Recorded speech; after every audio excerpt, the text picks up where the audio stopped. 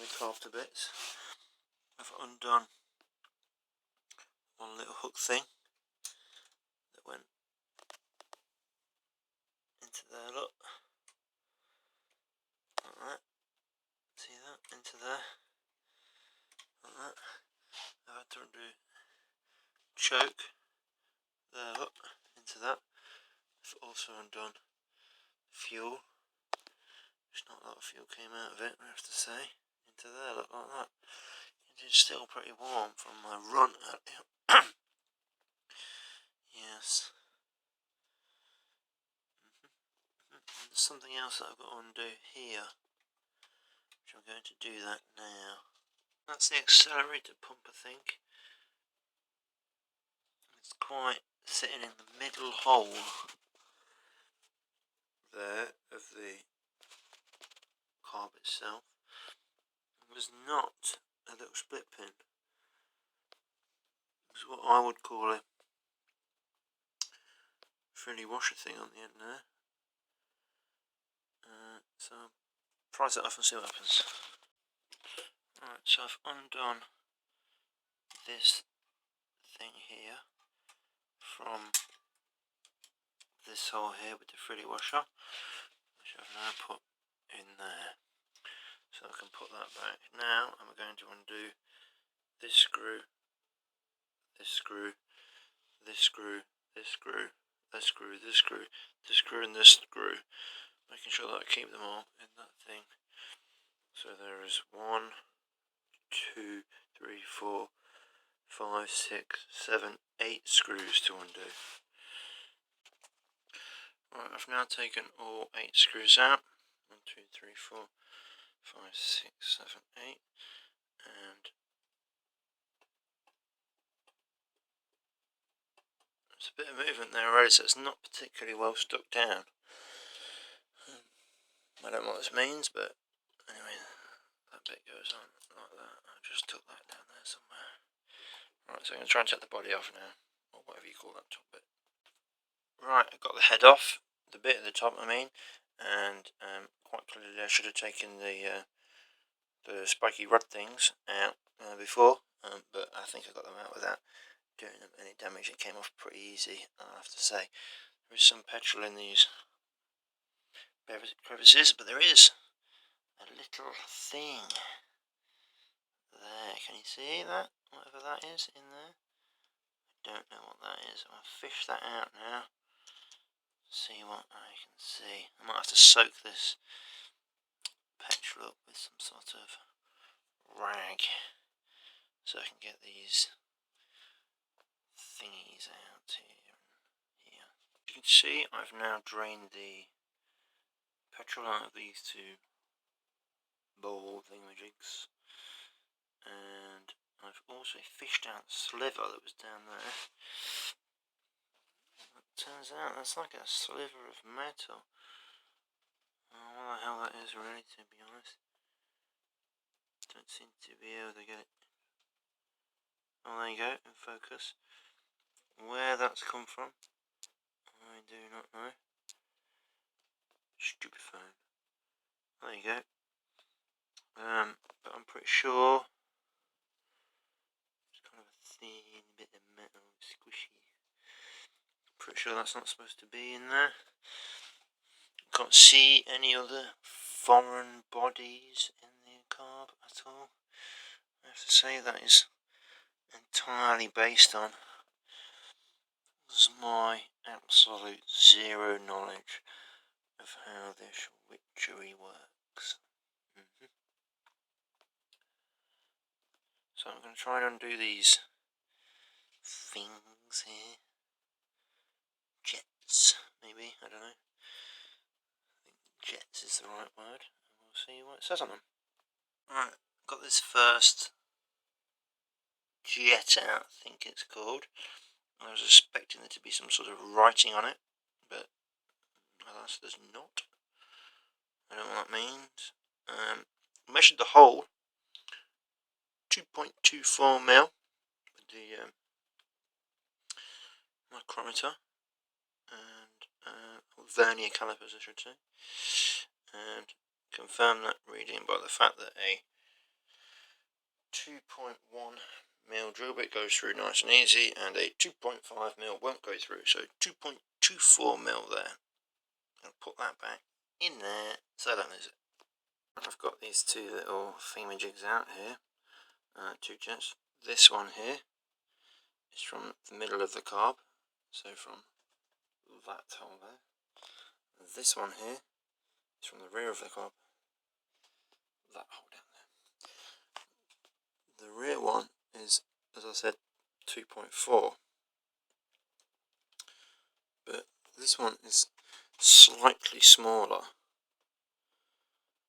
This drill bit I've got in my hand here is approximately 2.1mm. It is, the hole is getting too small for me to really measure with the vernier calipers. Can't really take an accurate measurement. It's coming out about 2mm. This drill bit apparently comes out at 2.1, that's the size of it. And it only just fits through the hole. Very little wiggle room at all. That one that I measured at 2.4, significantly a lot of wiggle room. I've got a feeling this hole is about 2.1mm. This one's about 2.4mm hole in diameter. Pop these back now. I'm disappointed there's no measurement on these. Bloody Americans. And they also think they're probably some sort of crazy imperial measurement that I don't have any inkling on at all, because it makes no sense to me whatsoever. That's about it now. I'm going to go and measure and have a look at the float height and the rods that are sticking out the top of the carb. I shall put these back in their correct places. This one in the rear of the carb, and this one in the middle of the carb. I'll do that now. Right, I've come inside now. I brought this in with me, so I've got a desk in here. Let's hope the missus doesn't come home, because she frowns upon car parts in the house, ever since she stubbed a toe on that V8 cylinder head that I left on the bedroom floor. Oh, what do you know? Anyway, I did some googling of this part, and on the Edelbrock website, the man says in his video about setting the float height that it should be 7/16 off the deck, and he conveniently gets a 7/16 drill bit and puts it under there in this gap here. I don't have a 7/16 drill bit. I don't know why I would have a 7/16 drill bit. Crazy imperial measurements don't make any sense to me. But I googled it, and apparently 7/16 is approximately 1.1mm. And the closest I could find to 1.1mm was this Allen key here, like this slightly dubious Allen key. And its widest angle is 11.2mm. So the video shows him putting this in here, and it just touches that. Even at its widest angle, it's set quite, as you can see, it's well off. It's 3 or 4mm high. I mean, I don't know what that means, but I know that's probably not right. So when I upload this video, you'll be able to see what I'm talking about. Inform me, hopefully, that that's better. Pretty sure that can be set somehow with that gadget there. There we go, that gadget there, and I'm pretty sure that I'll be able to Google that and find out what that is. But yeah, definitely 7/16 is nowhere near 7/16 to the end of there. Yeah, it's like several mil bigger than 7/16, if that makes any sense.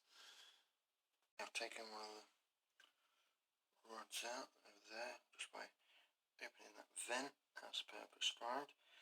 As you can see, the rod bit actually goes to the outside of the carb, just for my reference when putting this back together. Right, taking them out, put some measurements on them. That's the measurements. The first stage seems to be at 1.33mm, second stage 1.68mm, and the third stage 2.07mm. Like I said, I don't know what these are in crazy imperial. Calipers don't seem to want to measure 16/17 or whatever imperial things are. But yeah, so that's what they are.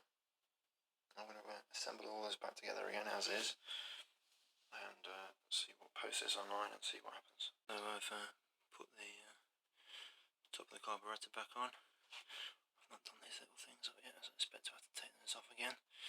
I just took the plugs out from under here. The history was that I got here at work tonight. I started the car, started after a couple of turns, not too bad. It took me about 30 seconds to get it started. Seemed to be running alright. Went for a, let's say 10 minute, 15 minute leisurely drive around the countryside. Probably didn't even go over 2,500 revs, to be honest. You don't really need to. There's so much, sort of under 40 mile an hour. There's so much torque, you don't really need to go anywhere in it, to be honest. But so I pulled onto the driveway.